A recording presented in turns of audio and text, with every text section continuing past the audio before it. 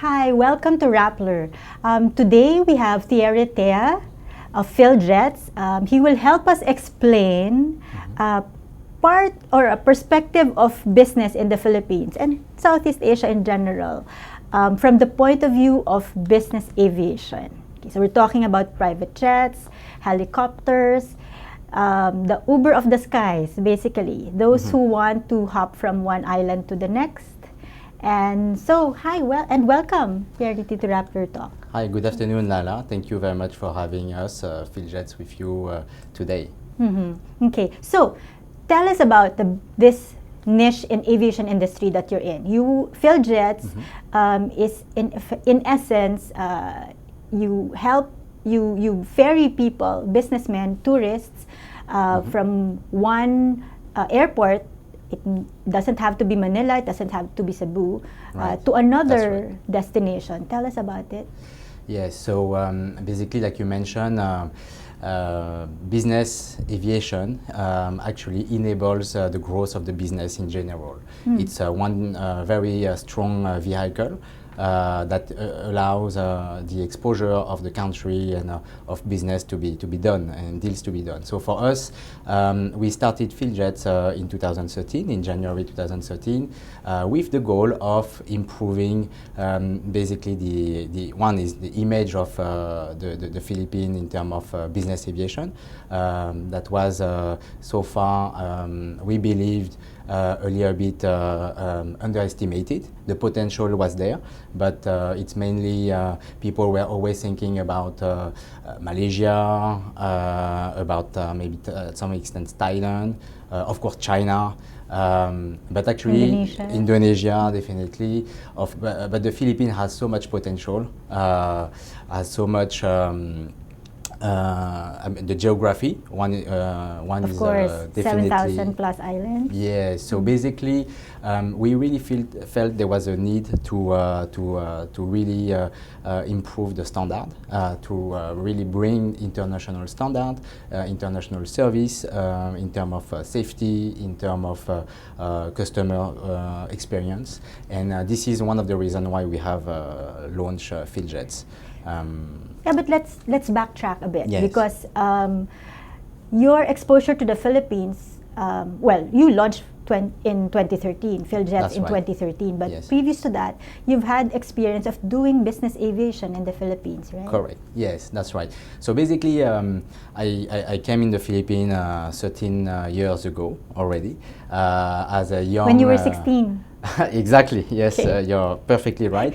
Actually 15 and a half. And, and then I was a young, basically sales manager with Airbus helicopters, part of the Airbus group.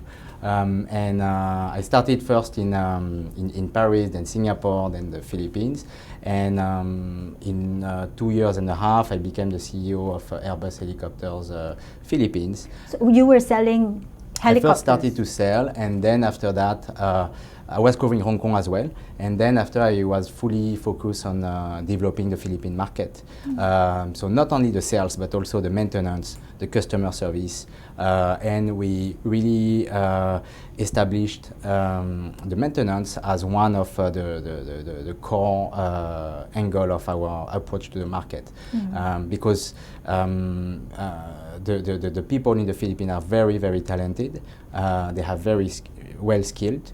And actually, they go, as you know, abroad to work in Qatar, Abu Dhabi, the US, even in the region now in Cambodia, for example, as engineers.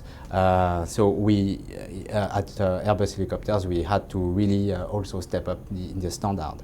And we gained a lot of market share thanks to this approach. So were you selling helicopters to Filipinos?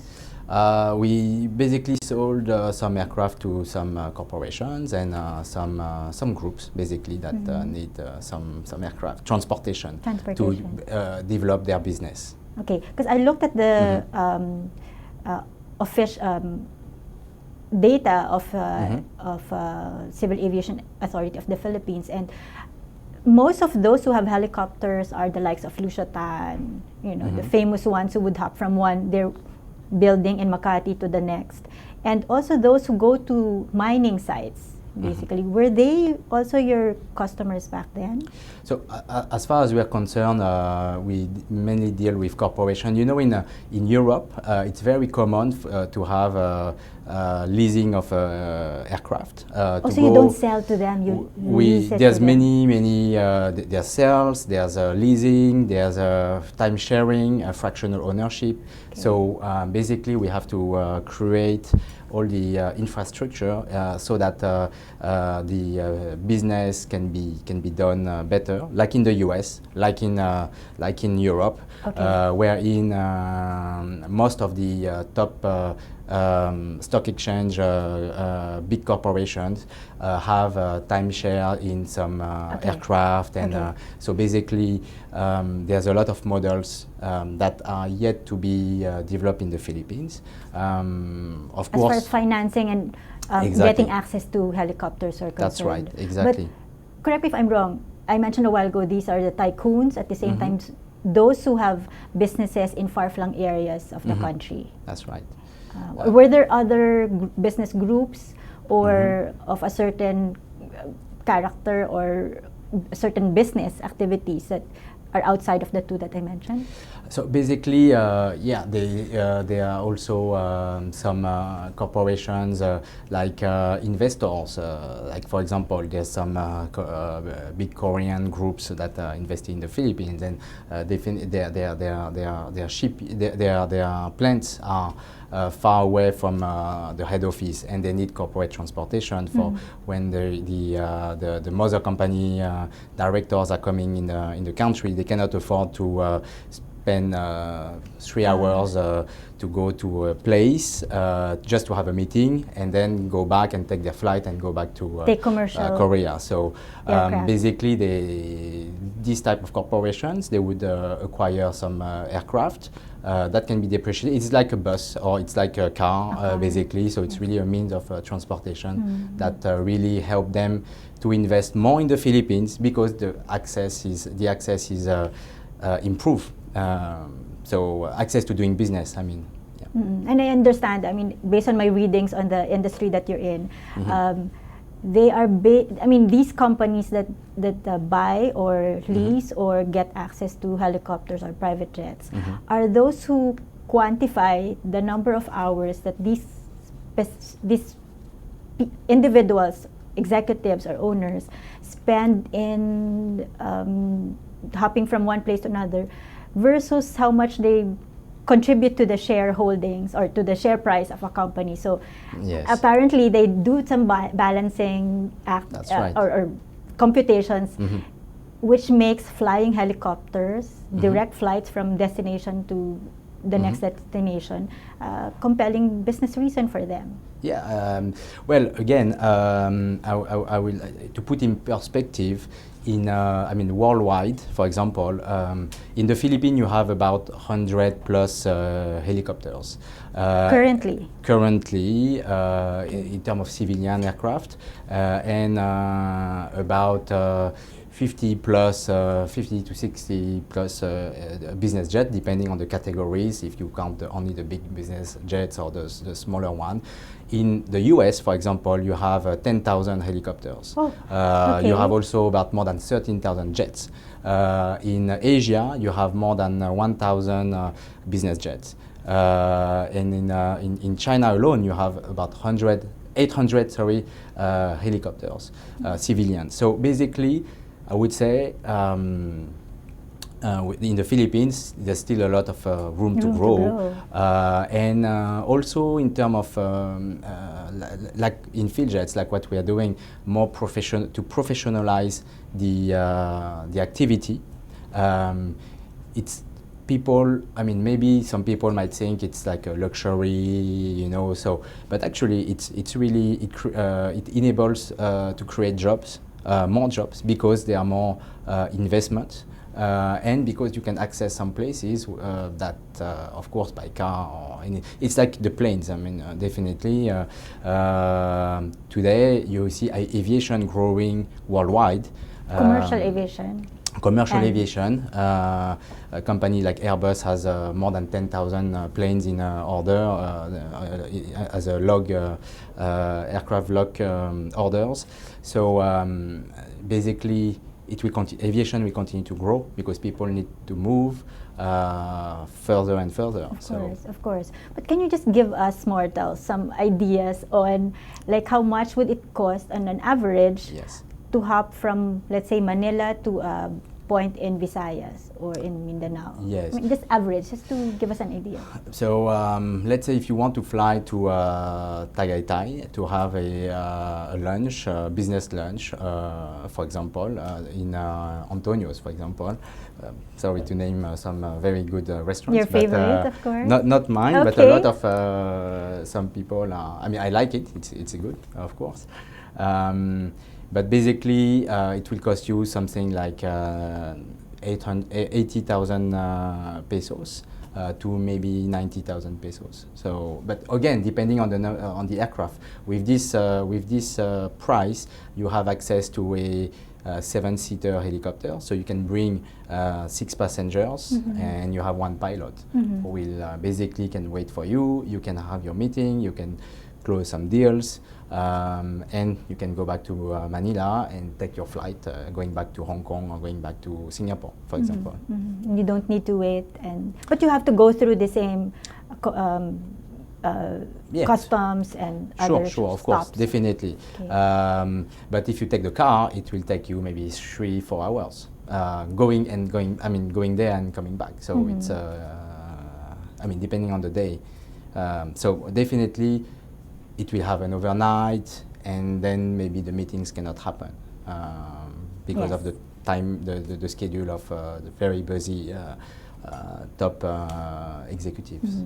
So Tagaytay, as you mentioned, is one of the areas where they usually like to do deals or have business meetings in. Are there other islands or other destinations here, which is also a favorite? Well, you Or always have you don't. You don't have to name, but just, Sure. a general category. Then. Well, the beauty of the Philippines, and I think again,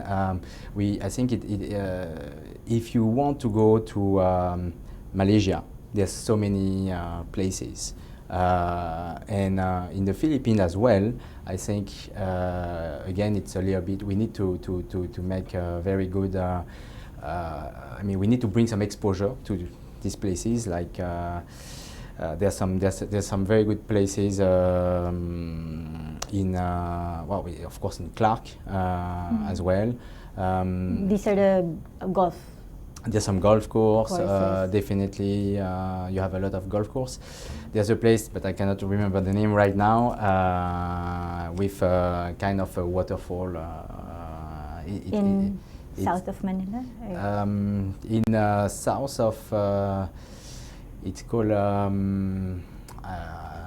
really cannot remember the name. But in Luzon? It's in Luzon, yes, Okay. yes. You can have a lunch, the foot in the water, and see the waterfall. Yeah. I forgot. Somewhere in Laguna. It's somewhere near Laguna, and then you also have a river.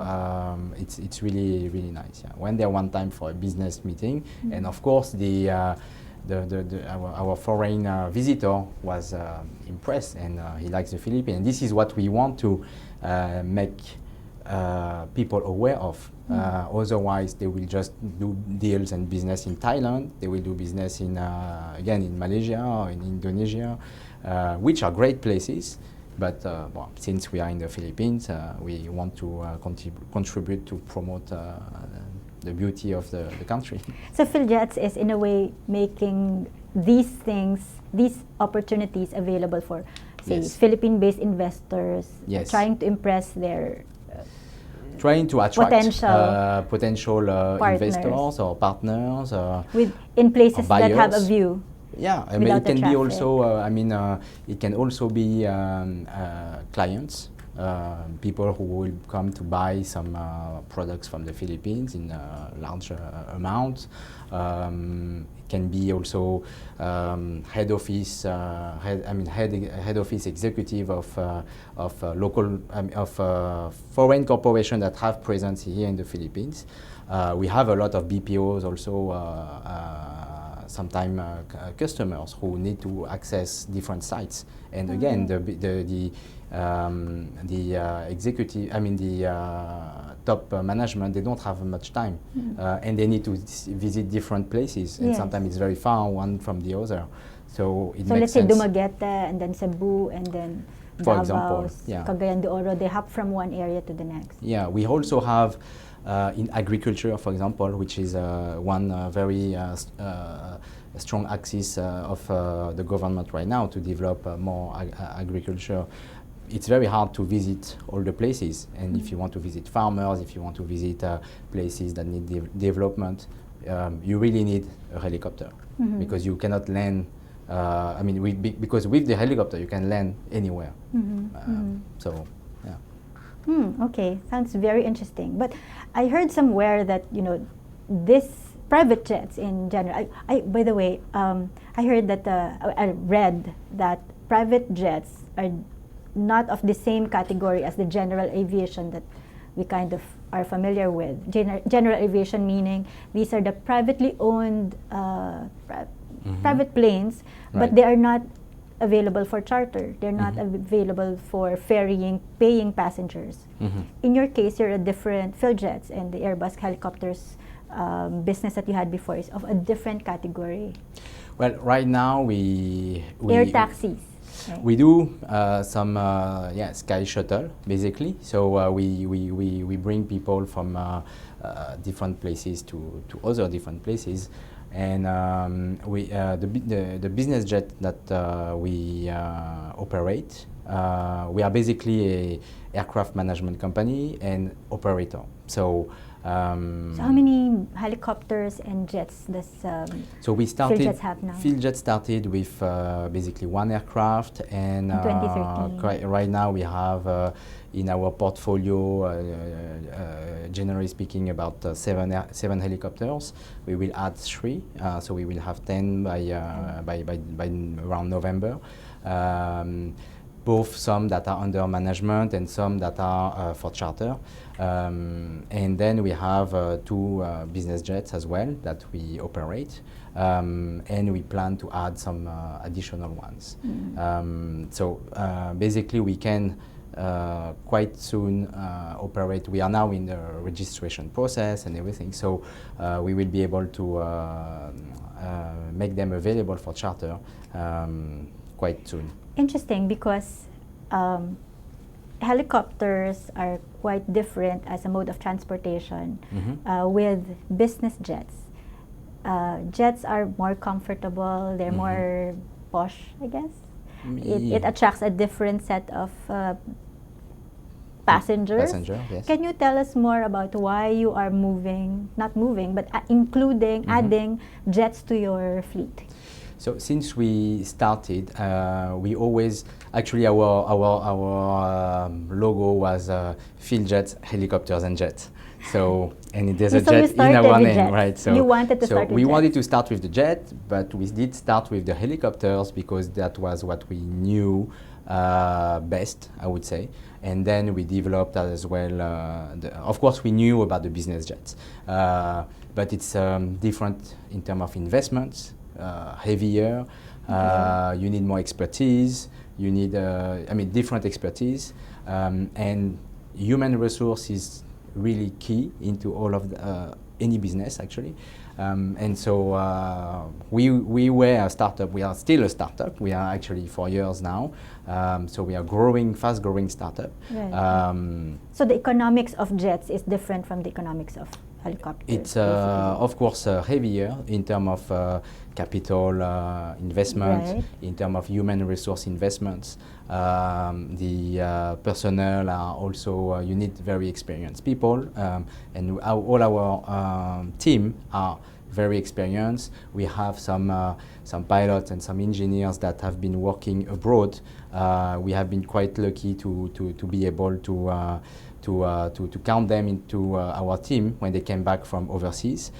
So we have a great deal of experienced people, and of course. So what you're saying is there's market now for business jets because yes, well, more people want Yes. comfort, or Well, I would say the beauty of being in the jet, or the- high-speed beauty, as they call it? I would say that again, I mean, what we mentioned earlier, the economy has been growing. The economy worldwide is growing, and I think the Philippines needs to be integrated more and more into the global economy. To be integrated more and more into the global economy, it means you have to travel and meet people. You have a lot of forums now, you have a lot of conferences, regional, worldwide as well, and you need to be able to travel fast and make deals, because you cannot replace human relations. So these types of individuals who go to business conferences prefer jets. Right. Well, and pay more for well, the actually, comfort. if you look at it, business class tickets, and if you have to bring your whole delegation, your whole team with you, well, it's quite costly, and you cannot, and maybe you have to spend one night or 2 nights because of the flight connections in hotels for maybe you plus 8 passengers. I mean, seven more passengers. Mm-hmm. So if you are like 8 people, having a business jet is actually more time savvy, and you can basically come back and get your business done in. Follow your operations in the Philippines. So whereas if you, so you might be away for 2 days, or even 1 day. You can go in the morning, come back at night, and instead of being away for 4 days, and you might lose some business opportunity, or you might have some crisis, or basically things like this. Mm-hmm. So essentially, you're including or adding jets into your fleet because there are more. There's more demand for that type of service, that type of aircraft.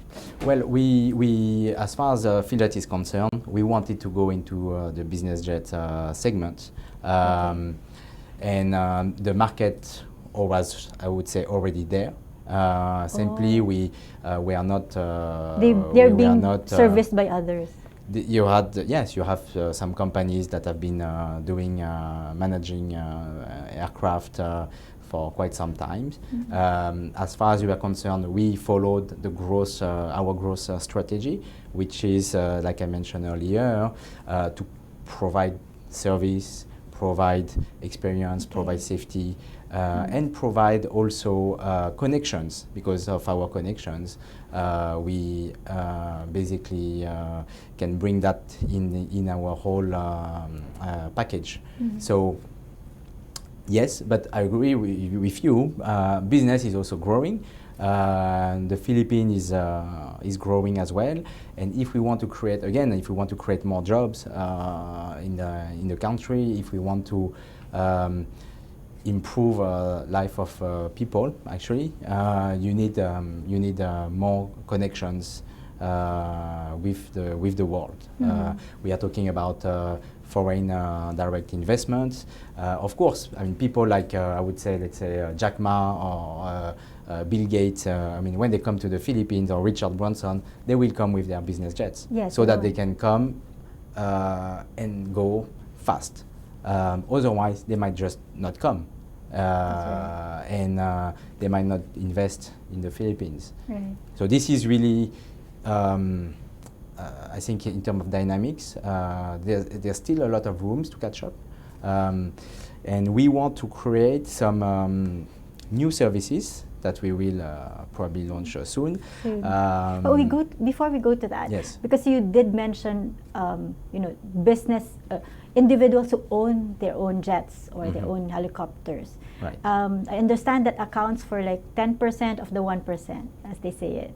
So if they already have their own transportation, private jets, private helicopters, how does where does PhilJets come into the picture? What markets are you trying to reach out to? So basically, we have different segments of markets. One of the segments that we do address is individuals or corporations who are looking at acquiring an aircraft, whether it is an helicopter or business jet. We will provide the management, meaning that they don't need to have all their own the maintenance headache team. of first bringing the aircraft, looking for the team, the maintenance, the pilots, the hangars, the management. Basically, documentation is very, very important. A lot of time it's really underestimated in the Philippines, but actually documentation of an aircraft is what keeps the value of the aircraft high. If you don't do properly your maintenance or your documentation, when you want to resell your aircraft, no one will want to buy, or they will want to buy, but at a lower price. Right, so maintenance and keeping the aircraft airworthy is very, very important. So even if this is our expertise. They own their own jets, they yes. deal with field jets for the maintenance and this is one service else. that we do provide for both helicopters and for any aircraft actually. And then the other service that we cater to are basically chartering to people who are looking for time sharing or are looking for some basically some hours that they can use, a little bit like net jets, for example, in the US, which is very, very common. So we have to continue to develop that kind of service in the Philippines. So yeah, that's this. So you have different segments, different income revenue streams, basically. Yes. Essentially servicing those who have their own jets. I remember you sent a press release before saying that in 2017 you're looking at 150 million pesos as pesos, was it, or in dollars? I think it's more something like pesos. Is that income or top line? That will be more of turnover, basically. Okay. So we are in the service business. You don't make a lot of revenue, right? It's very small compared to the corporation in again in the US, for example. They would make that, but in big US dollar. So and of course we would love to become such kind of companies.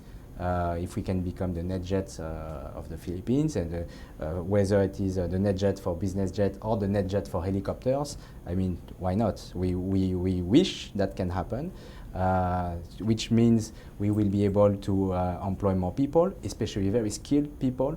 Right now, I mean, we grew from basically we were two when we started. Now we are more than 50s, and we also have a lot of students who work with us, apprenticeships, OJT, I mean, who do on-the-job trainings. We have some maintenance technician programs, this is called MTP. So we train constantly some fresh graduates, and we also provide training,